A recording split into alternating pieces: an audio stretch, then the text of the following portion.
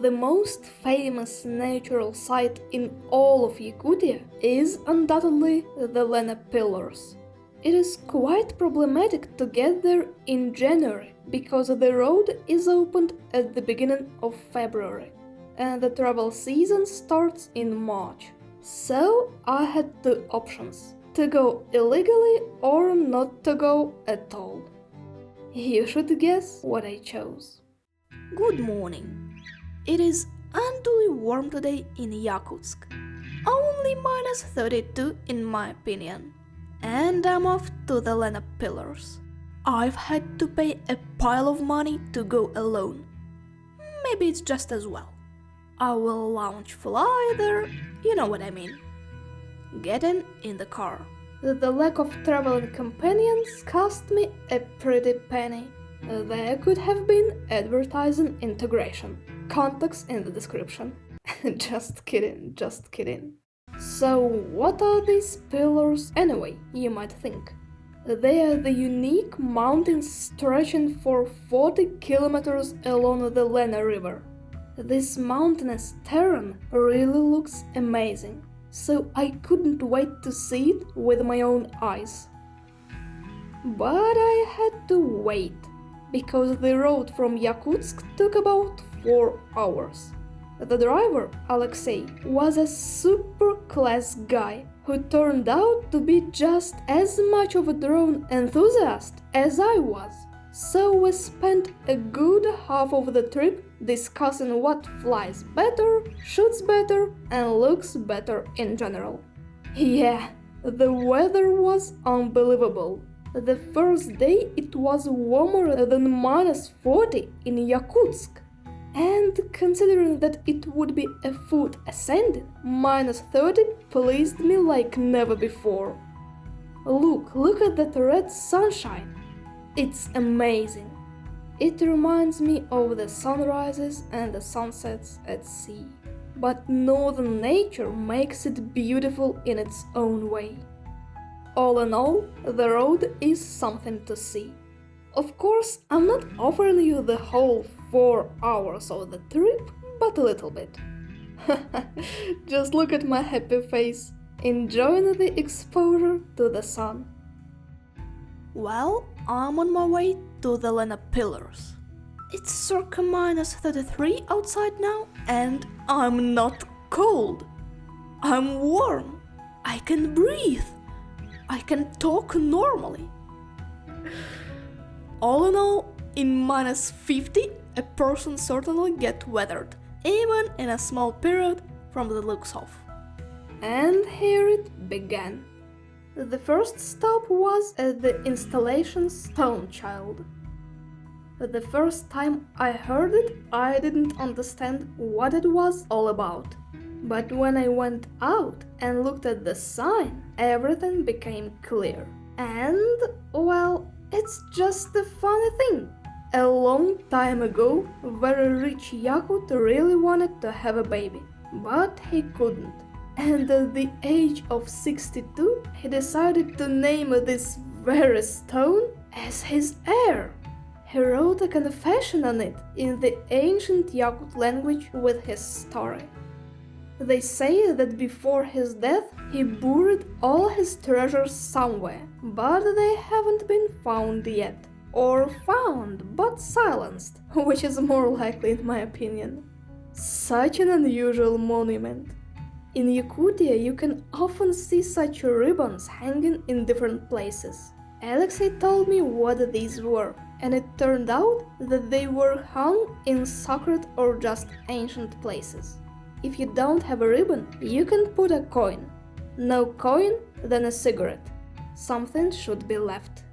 Frankly speaking, I've seen a lot of places with the ribbons, so if I leave a coin everywhere, because I don't smoke, I can casually turn bankrupt. Also, I met a real rider on a horse, totally by coincidence. He walked his dog. Nothing unusual, a typical Yakut village. Probably. Remarkably, there was nothing unusual about the horse. Yakut horses are very different from their stablemates. We will meet them on the way and I'll show them to you with pleasure. Let's go on. After a few kilometers, we found ourselves at the winter road of frozen ice. Something surprised me there. Have a look. A rainbow! A true rainbow! I have no idea of its origin, but still. Here's one half, here's the other half. It's beautiful. And in the meantime, we enter the frozen Lena, and this is definitely the best time to launch the fly for the first time. Ну что, запустила муха, погонялась за машиной. Этот малыш все вынес, справился. Ты же моя умничка. Да, над мухом, конечно, так еще никогда не издевались. Но кадры получились просто шикарные. Едем дальше. The rest of the way to the pillars, we would drive along the river and observe Lena columns. Although they're not actually called columns. But just look at them. They actually are. On the Lena River. I'm right. On our way, we also met Yakut horses. The very same ones. I immediately jumped out of the car and ran to look at them. It was amazing. They drank ice-cold water straight from an ice hole in the river. The edges of the drinker were so neat and even, so the animals don't hurt themselves. The horses seemed to be expressing the curiosity, just as I was. And knowing that they can be a bit aggressive without an owner, I chose to step back a bit, giving up my position. They left the watering place without coming close to me, so maybe they weren't dangerous at all. Further along the way, I met some cows. Moo. Yakut cows are also very different from ordinary ones. It was hard to see them from afar, but when I got closer, I saw ordinary, unremarkable Russian brown cows. А чем якутские коровы от обычных отличаются? Это не якутские. Якутские меньше. А это обычные коровы? Да, это обычные этот. Their drinking hole is exactly the same. But while I was filming, not really looking around, one cow shoved me sideways, wanting to get to the water. Ай. Меня толкнула корова. The funniest part was seeing the cows being called home, shouting to them, "Hurry up, go faster!" And one of the most responsible cow rushed to the mistress. A dancing tougher, definitely. They all had their udders tied, probably to keep them from freezing up. The cows amused me quite a bit. Further on the way, we met some caves. They haven't made the roads to them yet. It will be done later, which was fine, but for one thing. We might go on foot about 300 meters, and the most interesting cave with very ancient inscriptions was very far from the road. It was impossible to walk there, especially in snowdrifts. The place was about 4 kilometers away, and without a proper road, it is impossible to get there even by car. Of course, it was a pity I wouldn't see the coolest cave, but Fly managed to take some really cool shots. We almost arrived. The camping site and the Lena Pillars. We are close to. They're just around the corner. And now they're going to put me on the snowmobile to cross the Lena. Since no crossings for cars are available, it's -30 outside. I think I'm going to freeze to death on it. В ожидании снегохода морально готовлюсь. This was the snowmobile I was supposed to ride on, but its driver was too much of a strange guy. Ты останешься здесь у меня. Не, вряд ли. Где в Питере? I'm scared. Sitting in awe. I don't like this snowmobile thing. So we were off. At first, it didn't seem so scary to me. Even fun. Sledding. Who doesn't love that? But I had never been so wrong in jumping to conclusions. The road near the camping site was pretty good, and I didn't almost bobbed up. But once we got to the river, oh my god.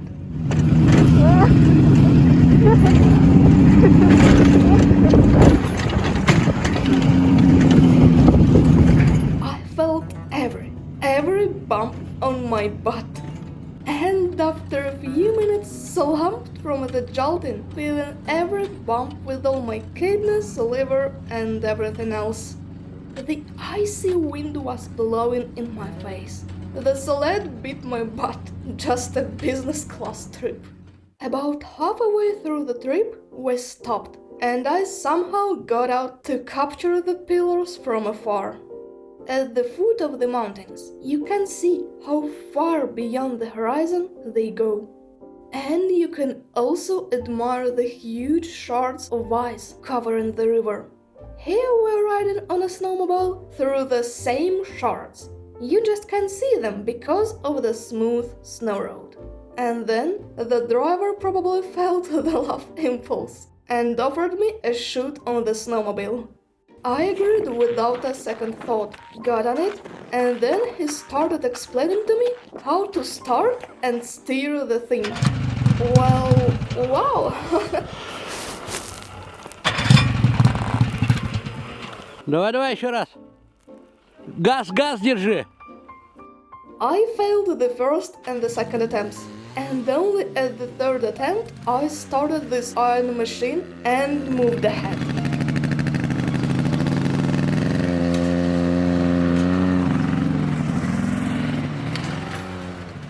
Not far away though, so that the driver didn't have to run to me. Дали погонять на снегоходе. Супер круто. Правда, страшновато, но мне очень понравилось. And then again, bumps, bruises. I had the feeling like being beaten by 10 Yakuts. Fortunately, when we finally got there, this feeling went away. And here we go. The ascent. Yay! That's what I thought at first, and for nothing.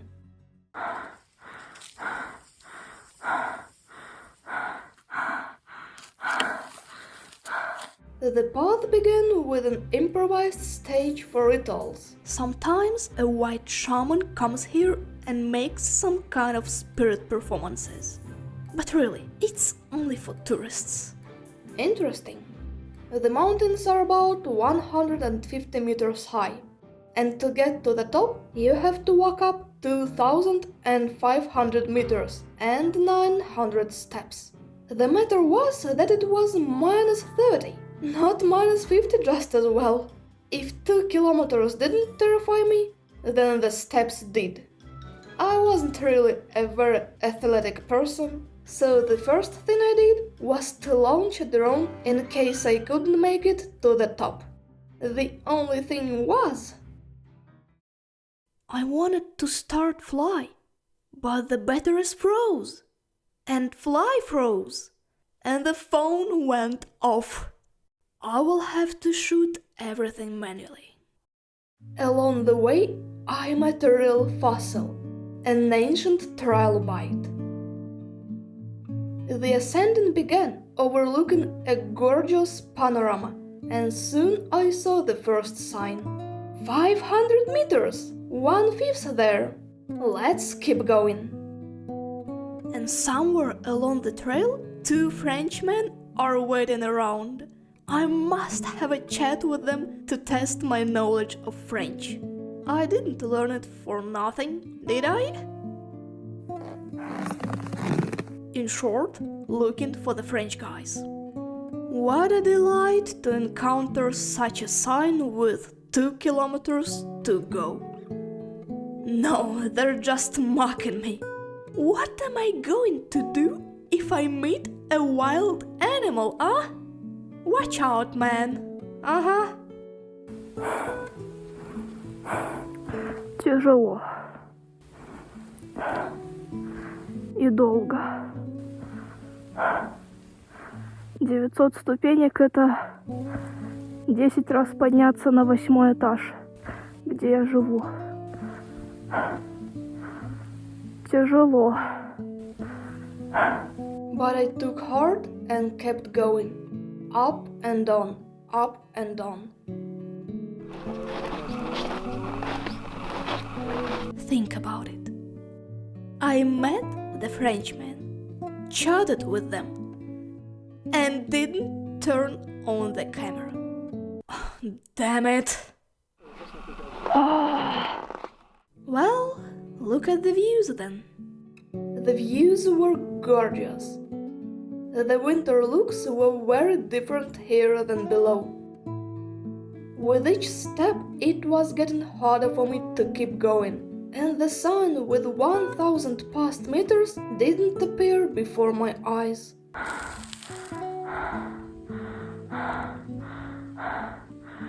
А я еще и половину не прошла.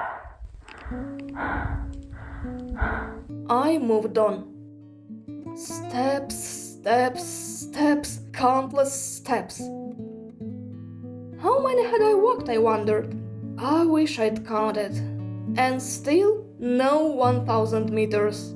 Then I gave a second thought to my possible failure. I just didn't have the strength.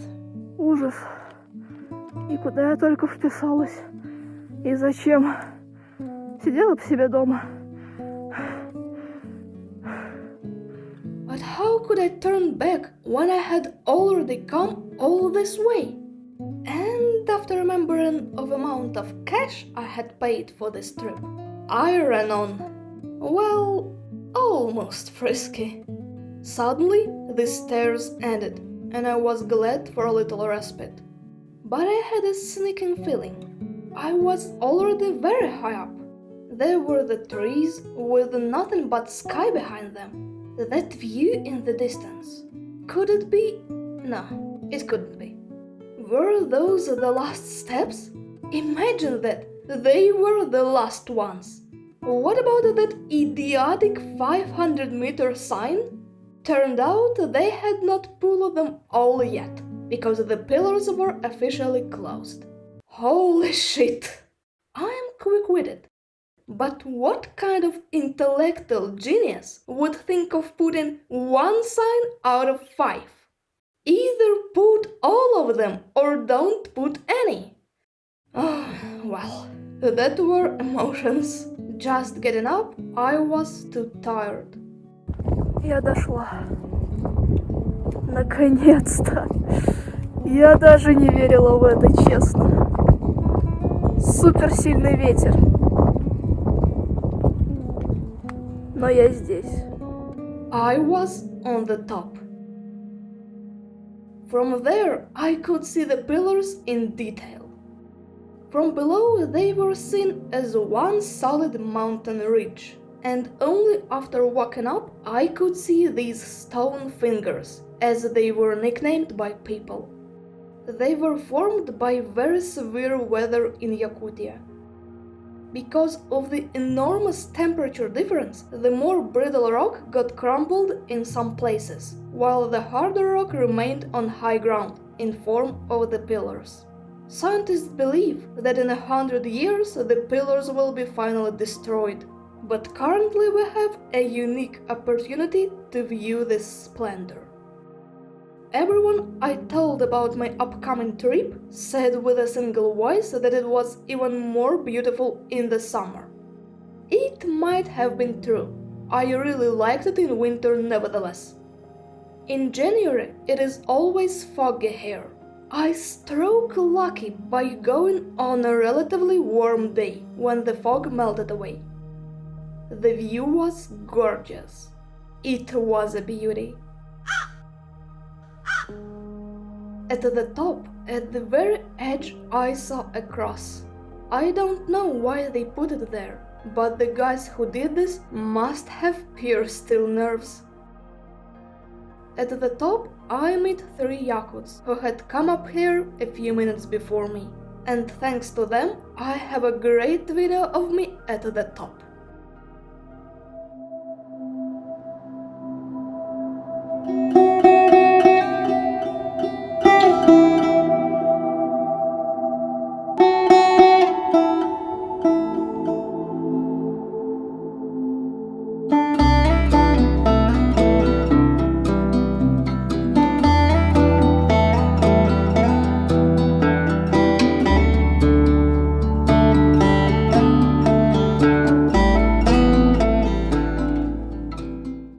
Yeah, it's time to go down.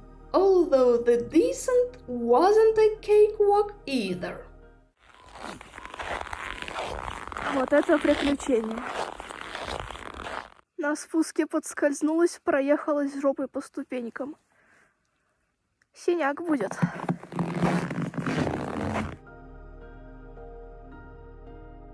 The views on the way back were much more pleasant. Not only that, but the snow, colored by the setting sun, was something incredibly beautiful. Indeed, while descending, I felt a fatigue. The main goal was to remain standing, because I was carrying a camera all the way, and it should be cherished, unlike me.